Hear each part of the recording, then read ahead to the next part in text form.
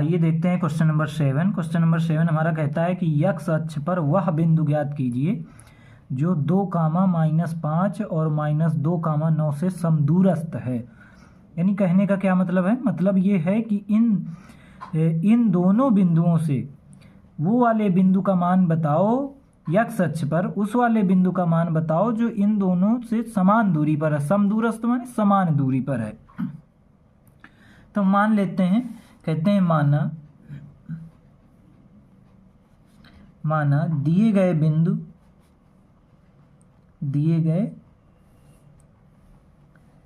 बिंदु से समदूरस्थ बिंदु, यानी कौन कौन सा, एक ये बिंदु दिया गया, एक ये बिंदु दिया गया। तो दिए गए बिंदु से समदूरस्थ यानी इन दोनों बिंदुओं से समान दूरी पर स्थित बिंदु, समदूरस्थ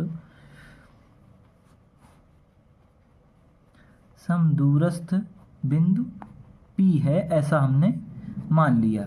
अब आइए इसको चित्र के माध्यम से समझते हैं कि P है तो क्या है, कैसा क्या है।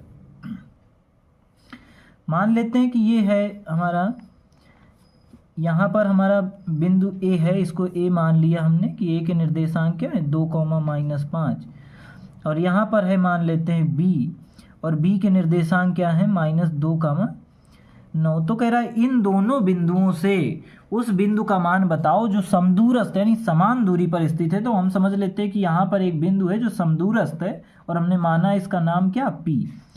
तो P माना है तो इसके निर्देशांक भी बताने हैं।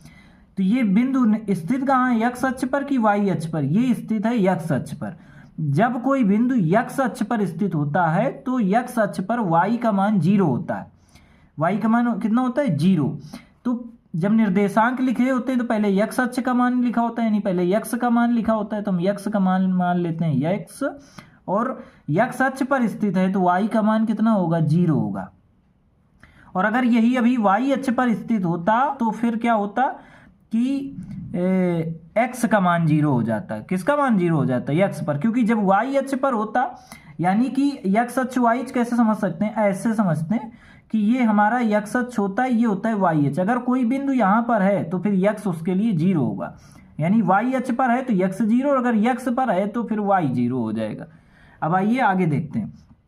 तो हमको क्या बताना है कि अगर हम समदूरस्थ बिंदु हमने मान लिया P है, अगर P है तो B से P तक की दूरी और A से P तक की दूरी आपस में कैसी होगी, बराबर होगी। तो पहले A के निर्देशांक लिख लेते हैं, यानी A के निर्देशांक क्या है 2, -5, और P के निर्देशांक क्या है x, 0। तो हमको A से P के बीच की दूरी ज्ञात करनी है, किसकी, A से P के बीच की दूरी। तो क्या होगी A से P के बीच की दूरी, तो सबसे पहले फार्मूला होता है x2 - x1 का whole square plus y2 - y1 का होल स्क्वायर। तो ये किसका मान है, x1 का, ये किसका मान है y1 का, ये किसका मान है x2 का, ये किसका मान है y2 का। तो हमने x1 y1 x2 y2 का मान निकाल लिया। अब अपने फार्मूले पे इसको रख देंगे। तो x2 का मान कितना आया था हमारा, x आया था, x लिख लो, और x1 का मान कितना है 2 है, स्क्वायर लगा है लगा दो, प्लस y2 का मान कितना है, तो y2 का मान है यहाँ पर 0, माइनस लगा है लगा दो, y1 का मान कितना है, y1 का मान है -5। तो ये एक माइनस फार्मूले पे एक -5 है, तो माइनस क्या हो जाएगा, 5 का स्क्वायर। तो इसको हल कर लेते हैं। x - 2 का क्या है, स्क्वायर है, ये 5 और 0 को जोड़ेंगे तो क्या आएगा, 5 का स्क्वायर हो जाएगा। तो ये तो हमारा हमने AP का मान निकाला, ये हमारा हो गया समीकरण नंबर 1।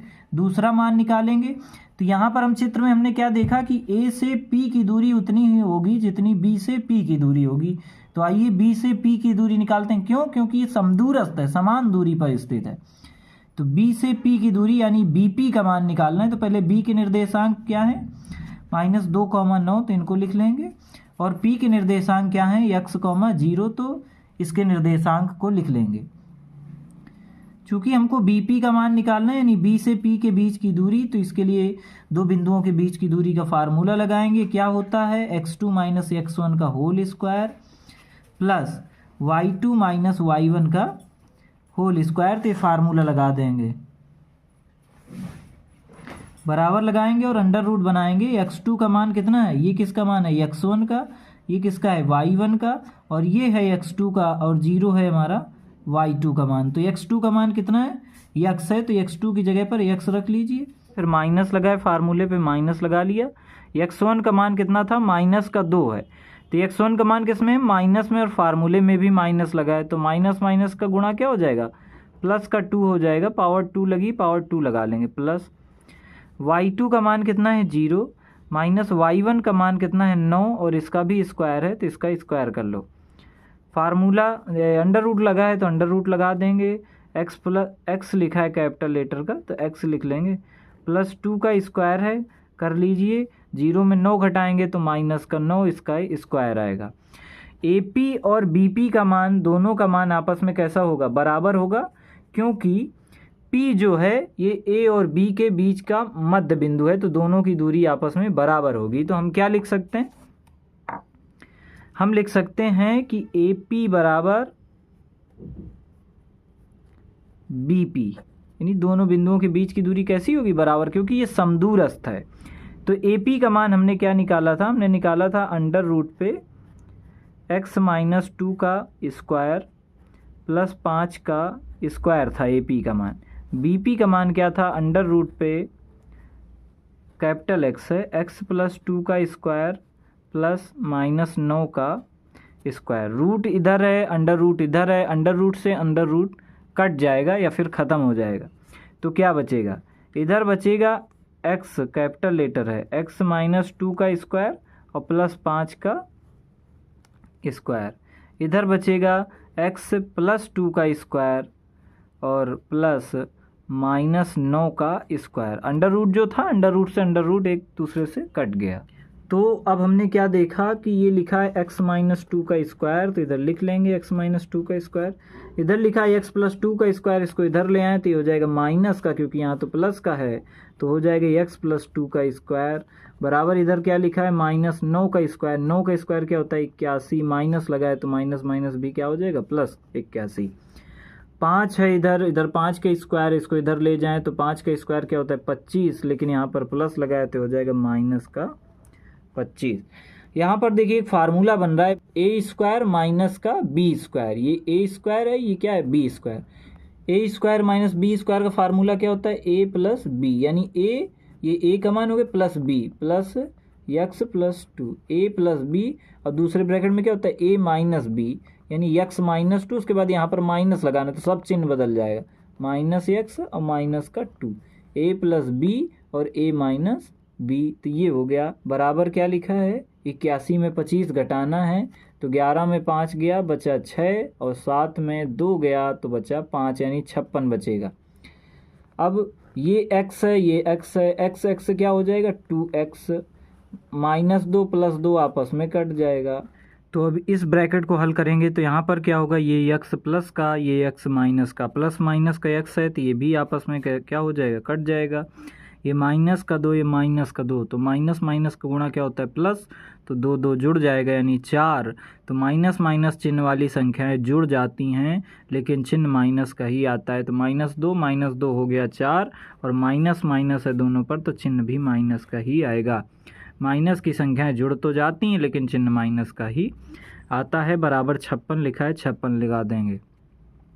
इसके बाद ये लिखा है 2x और ये फिर दूसरे ब्रैकेट लिखा है माइनस का 4, यानी कि हम कह सकते हैं कि 2x और 4 के बीच में क्या है, तो आप कहोगे गुणा यानी मल्टीप्लाई है, तो इनका गुणा करा देंगे तो क्या आ जाएगा 4 दूनी 8, माइनस का 8x बराबर आ जाएगा 56। 8 और x के बीच में कौन सा चिन्ह है आप कहेंगे गुणा, 8 को इधर ले जाएंगे पक्षांतर करेंगे तो ये हो जाएगा 56/8, माइनस का 8, क्योंकि इधर गुणा में था तो इधर जाएगा तो भाग में हो जाएगा।